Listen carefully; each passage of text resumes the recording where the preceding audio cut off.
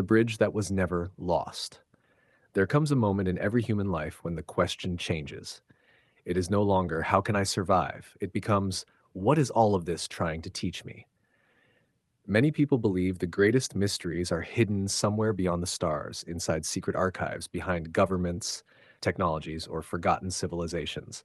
Perhaps some mysteries are, but perhaps the deepest mystery has always been much closer.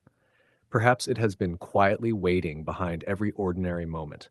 A butterfly crossing the road, the eyes of a wolf, the silence of a cat, the patience of an elephant, the freedom of a horse, the loyalty of a dog, the strength of a tiger, the grace of a swan. The world has always been speaking. The question was never whether life communicates. The question is whether we have become quiet enough to hear it. We often imagine that reality is divided into visible and invisible worlds.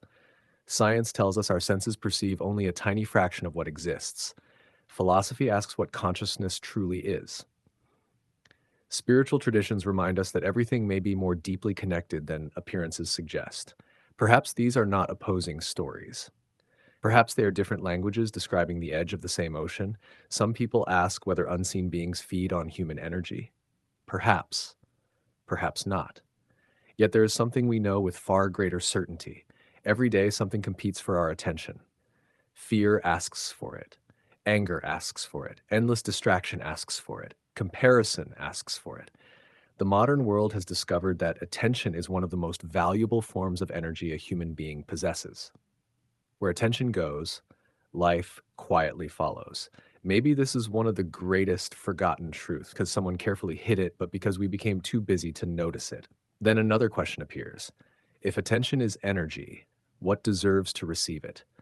Perhaps not everything that shouts the loudest, perhaps the quiet things, a sunrise over still water, a walk without a destination, music that reminds us who we were before the world told us who to become.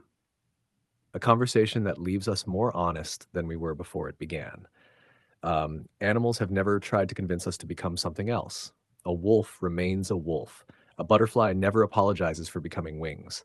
A tree does not compare itself to another tree. Nature keeps whispering the same lesson. Become what you already are. Perhaps consciousness is not something we must build. Perhaps it is something we slowly uncover beneath fear, noise, and hurry. Like a bridge hidden beneath morning mist, it was always there. The mist simply made us believe it had disappeared. Maybe this is why beauty moves us, not because beauty gives us something new, but because it reminds us of something ancient we had forgotten. If there is a higher intelligence, perhaps it speaks less through certainty and more through invitation, not by saying, believe this, but by asking, what do you notice? What do you choose to create? What kind of world grows from the attention you give today? Maybe the purpose of life is not to collect answers. Maybe it is to become the kind of consciousness that asks better questions. And perhaps the greatest bridge has never been the one between science and spirituality, nor between the visible and the invisible, nor between humanity and nature. Perhaps the greatest bridge has always been the one between the mind that seeks and the heart that remembers. And once those two begin walking together, the journey no longer feels like searching, it feels like coming home.